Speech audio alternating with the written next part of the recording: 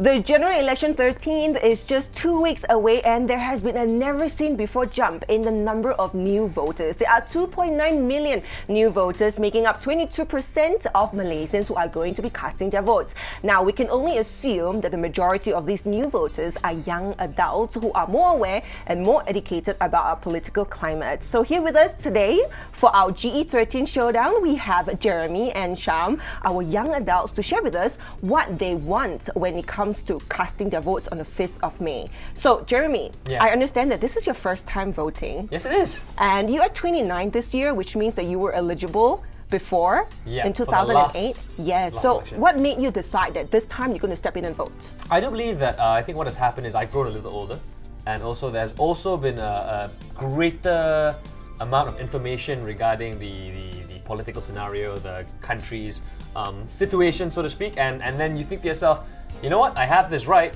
I best utilize it. If not, then there's no point in me complaining about why didn't it go this way, you know?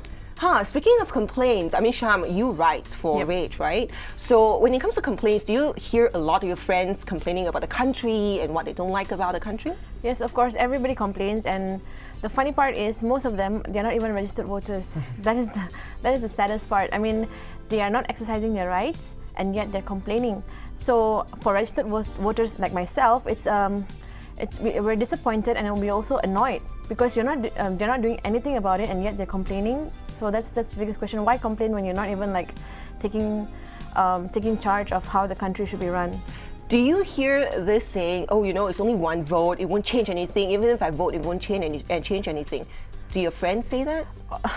All of them do. It's like, for example, let's say you see a child being abused, and there's like 5 of them, and none of them speaks up.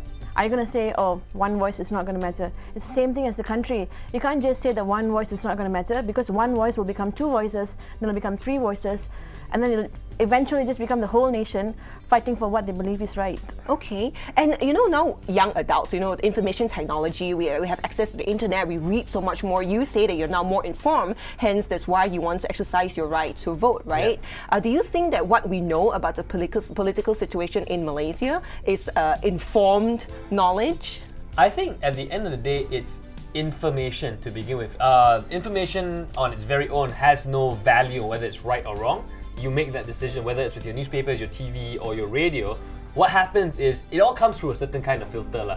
If we take an example for research, for example, people can say, oh, violence in video games, blah, blah, blah. For every article that says, you know, video games cause violence in young adults, and there will be an article saying otherwise. Same with anything to do with the political situation or anything like that, where you say this guy's like that, there's another article or another video, another piece of writing that says, no, he's not. So at the end of the day, it's up to you to make the decision, but it is up to you to know to begin with.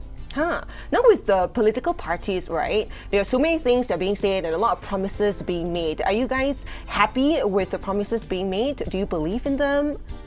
Well, first of all, I'm not happy. I'll only be happy with the promises made once they're fulfilled. There's no, right? It has to be fulfilled first, right? Only then I can say I'm truly happy, because anybody can promise anything. They can promise to give us a piece of the moon or anything, but the rakyat, the people will only be happy once they see the result of their promise. So right now, I'm just looking forward to seeing how the winning party, whoever that's going to govern the country, whether they're going to fulfill the promise. So the next general election, I know that we are not even done with this general election, because the next general election, then we would know whether we made the right decision for this general election. Yeah, you only know after the horse is bolted to see. Okay, this is very interesting, because we seem to know what we want, you know, out of the general election. But the real question is, do we really know what we desire? Because sometimes when you get what you want, there are other things that comes into play that you don't realize that, hey, maybe this is not what I want as well. So we'll find out from Jeremy and Sham about what the aspirations are for this country and whether their friends have aspirations of their own for Malaysia when we return our GE13 Showdown.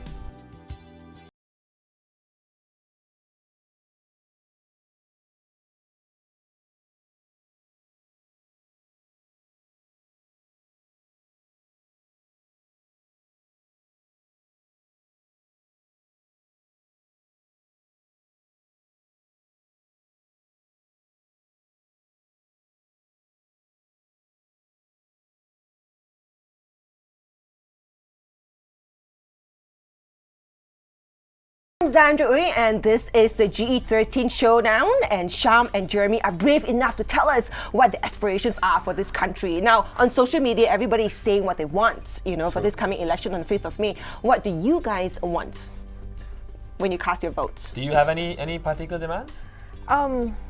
Just like every other nation, I just want the country to be a safe place for us to all live. You don't feel safe right now in the country? Honestly, I don't feel safe even walking to the grocery store. I mean, it was something I was brave enough to do 10 years ago. But now, I have to always to be fair, I mean, there's a few snatch theft cases around my housing area. I can't even walk out to the grocery store to buy anything, so I don't feel safe. I mean, I can't walk out at night. What do you think has changed though between 10 years ago and now when it comes to safety in the country? Maybe I think we've taken things for granted. I think what has happened is we have been telling ourselves for the longest time, oh, we're a safe country, we're safe, we're peaceful, you don't have anything to worry about. And after it, what happened was it came to a certain point where it was just us telling ourselves that, and we believed it, that we forgot to housekeep. We forgot to do the housekeeping involved to making sure that none of these things came up, and it's biting us, I think. So when you're saying that we forgot, are you talking about the citizens forgetting or the government forgetting? I'm thinking it goes both ways, right? I mean, on one end, if there was a problem and it went away for a while, we think, oh, we're okay now. And like normal, everybody will be like, okay, yeah, it's gone, let's leave it. But then at the same time, you have to have certain people in charge involved in making sure that, okay, there is no threat, there is no problem, so okay, but we have to keep monitoring. And I think what has happened is there has been a lax in that department. And that's what's happening, the snatch thefts, the lack of safety. I mean, when you have local celebrities having their car windows smashed in what is supposedly an upmarket part of town, you're in trouble. When you've got people in who are supposed to be safeguarding us, I think the head of one of the police departments or whatever, recently got a snatch level. When that happens to you, what are we saying? You can tell us that you are safe. You can say all these kinds of things, but we're not going to believe it because it doesn't count for anything. Because look at what just happened. So what is the ideal situation for you when it comes to safety in Malaysia? For me, it's just to be able to walk out the door and not feel that I'm gonna get robbed or mugged or. So you feel that it's a responsibility first and foremost of the government, the governing party, and then the citizen? I think it's both ways. I think what happens is, as a citizen, as a human being, as a person living in any part of town, you have to be smart about things. You don't be stupid and get yourself into trouble. But then there is a minimum level of acceptability that needs to happen. So safety is number one at the top of your list. If you're talking about manifestos, your wish lists, for what you hope happens after GE13, this will be at the very top? I think it's the basic thing. I think what happens is you can talk to us about how much money you're going to be pumping into youth events, or you're going to talk to us about how much money you're going to improve this particular sector. I think it doesn't count for anything if you don't meet the basic need, which is safety. In your hierarchy of needs, your most basic one is food, shelter, and all that kind of stuff. Now, in a country, in a nation, your basic one is safety, because who cares how much money you're going to put into sports development? It does not matter. If you're not there to utilize it because you're not safe, right? I'm not gonna play football at your nice $200 million football stadium. Where you don't feel safe going to the football stadium. Exactly. But anyway, I think it's a chain reaction. Everything is linked to one another. It's like when you don't focus on education, kids are not getting good in education, and then they end up not getting jobs. And then speaking of chain reactions and education, we'll come back and we can go more into that. It sounds like that's also on the list of aspirations for Malaysia, especially when it comes to our general election on the 5th of May. When we come back, GE Showdown.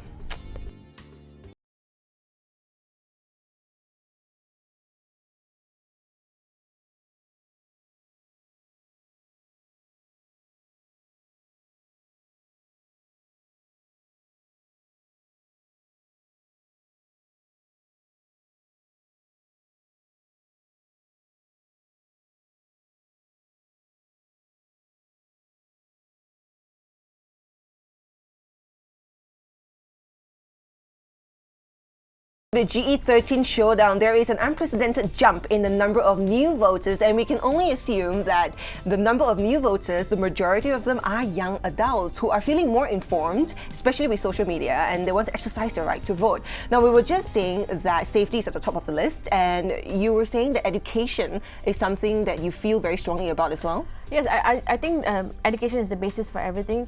Back in the days, this is what my parents used to tell me, everybody had to get a job for them to survive. But now, because they don't get good education, they end up not having jobs because everything is like based on papers. But what do you mean by good education? I mean, all the kids I know go to school. Right. It's weird because like even for example, I mean the kids nowadays are so confused over what they're studying. I mean, 1 year they're studying in English and 1 year they're studying science and maths in Bahasa Malaysia, and the kids themselves. The kids themselves are not sure what's exactly happening in school, and for them to actually grasp whatever they're studying and to apply it later on in life is actually quite difficult for them. How is this directly relevant to you as a working adult when you've left school so long ago? How is that? Because at the end of the day, these kids eventually become adults and then they'll come and work with me. Right? So for selfish reasons, you're thinking, I don't want to train these people who are not properly educated. Yeah, and some of the, okay, I shouldn't be naming, I mean like, I love all of our interns, okay, they're all so smart. Some of the people I've met, and they have this qualification, they have degrees and everything, but their English is so bad. It's terrible. They can't even carry a conversation in basic English, and they actually have a degree from a university, a local university. So if you were to make a wish list, okay, yeah, after safety and this education, what would you say that you want when it comes to education in Malaysia, in a sentence? Okay, can I just Let's not be idiots. Can I say that? What, do you think we're idiotic? No, I don't think. I think what happens is, like, it's come to a point where it feels like a numbers game. You know what I mean? Where you go to school and you're supposed to get an education. You're supposed to learn things, right? Now, learning and getting results are two very different things. Okay. There's a lot of focus on 5 A's, 12 A's, 13 A's, 15 A's, 16 A's, and sure that helps in your scholarship and all that. But how much do you actually learn? To say you've got 8 A's in your SPM, for example, 8 out of 10 is supposed to be fantastic, but you come out and work and you can't hold a proper conversation in English. Then it just effectively shows that there's a bit of a flaw in the system that way. So this is really interesting because what I'm hearing is, a lot of things that's nothing to do with money, nothing to do with business, nothing to do even with the infrastructure of how our roads are or public transportation, and that to you is not as important as this main two things, safety and education. Basic needs, once again. Right.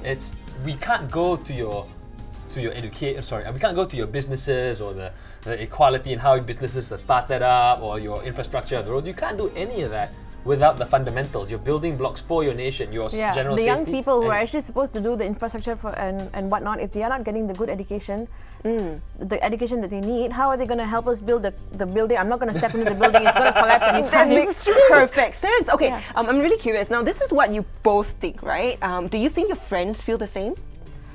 I think they don't know they feel the same. I think what does that mean? I think what happens is there's, like, if you follow like your Facebook feeds or your Twitter feeds, I think there's a lot of anger brewing in the sense that there is a lot of dissatisfaction in the levels of safety and how they feel helpless. A crime happens and they think they're supposed to be able to go to some people for help, Yeah. and they can't. Yes. And they feel like they're not being very helpful. I'm the victim here, but why is it so hard to get what I think is my basic right as a fundamental citizen? And that's what's happening. And they don't realize that it's all tied into all these other factors that we just spoken about very briefly. But that dissatisfaction is that they don't know how to change it, they don't know why they want to change it, they just know that this is their situation. Do you guys think that as a citizen of Malaysia, we have a right to demand for what we want? I think if you put a government into power, you have a right to demand anything that you want. You put them Yes. All right, to sum it all up, right, when you cast your vote on the 5th of May, what is the one thing that will be on your mind? That I'm making the right choice and it will make a difference. And I'm just having a say in what I want for the country, and hopefully it takes me somewhere. Regardless of where things go and how it turns out, you'll still be happy that you cast your vote. Yeah, definitely, for sure. Fantastic. Okay, we're all counting down to the 5th of May, where we'll find out where our country is heading for the next 5 years. Exciting stuff indeed. And good luck, everybody. Yes.